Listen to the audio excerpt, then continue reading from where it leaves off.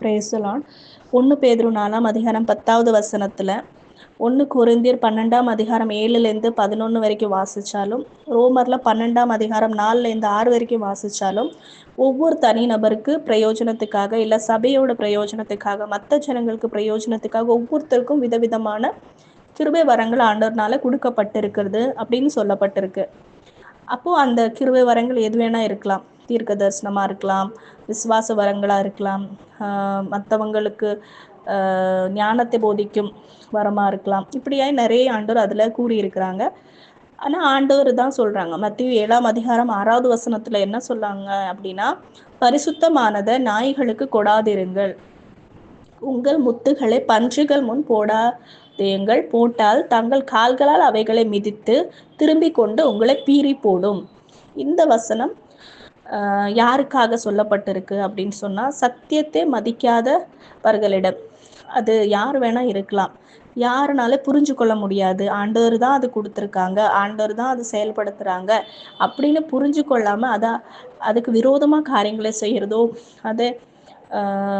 அதுக்கு விரோதமா என்ன செஞ்சாலும் அப்படிப்பட்டவங்களை ஆண்டவர் மத்தேயு 7ஆம் அதிகாரம் 6ஆம் வசனத்தின் பிரகாரமாய் நாய்களும் பன்றிகளும் சொல்றாங்க. ஆண்டவர்னால கொடுக்கப்படுகிற ஏற்றுக்கொள்ள முடியாதவங்களை இப்படியாக ஆண்டவர் சொல்றாங்க. இப்போ நீதிமொழியில 26:11 வாசிச்சோம்னா, நாயானது தன்னோட கக்கினது திரும்பும்னு சொல்லப்பட்டிருக்கு. ஸோ சிலர் ஒரு வேலை மாற்றத்தை நம்ம பார்த்தாலும் திரும்பி அவங்களோட பழைய சுபாவத்துக்குள்ள சிலர் வரக்கூடியதா இருக்கும். ஆவிக்குரியவங்களா தான் நமக்கு தெரிவாங்க. அவங்க மூலியமா ஆரம்பத்துல நம்ம எப்படி பார்த்தோமோ அப்படிதான் அவங்க மூலியமா ஆவிக்குரிய காரியங்கள் வெளிப்பட்டுட்டு இருக்கலாம். ஆனா அவங்களுக்கு சில நேரங்கள்ல ஆண்டவர் இடைப்பட்டது புரியாத நேரத்துல அவங்க ஆவிக்குரிய கண்கள் மூடப்பட்ட நிலைமையில இருக்கும்போது இப்படிப்பட்ட காரியங்கள் அவங்க மூலியமாவும் நடக்கும்.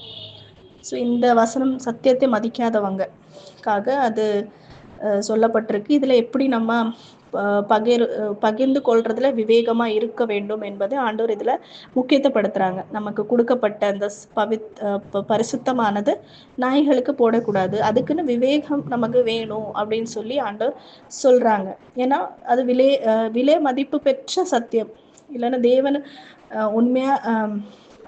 உண்மையாய் அது கொடுக்கறது, அது அவங்க அவமதிப்பாங்க அப்படின்னு சொல்ல இடத்துல நம்ம அது பகிர்ந்து கொள்ளக்கூடாது.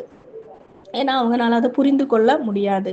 ஸோ ஞானமா இருக்கட்டும், எதுவா இருந்தாலும் அது அவங்க மூலியமா அந்த மதிப்பு அதுக்கு உணர முடியாததுனாலதான் ஆண்டவர் இந்த வார்த்தை சொல்றாங்க.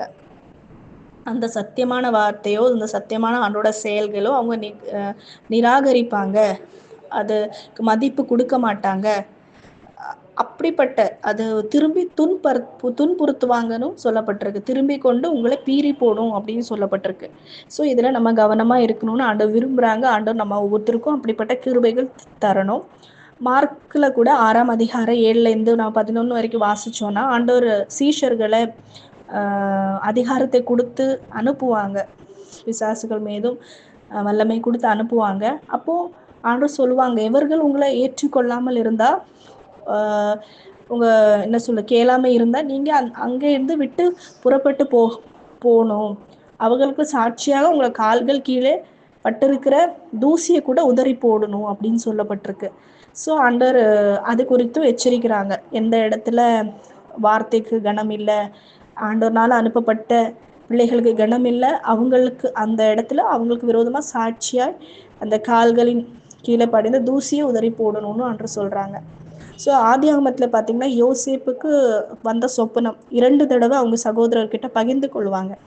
அந்த சொப்பனம் தேவனால் கொடுக்கப்பட்டது தான், அது உண்மைதான், அது ஆண்டவர் அது நடத்தவும் போறாங்க.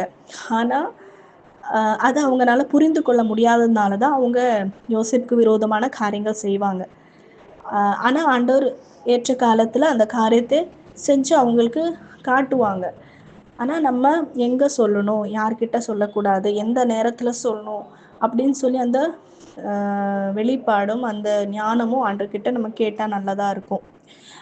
இப்படிப்பட்ட ஆலோசனை ஆண்டவர் இடத்துல இருந்து நமக்கு கிடைக்குது.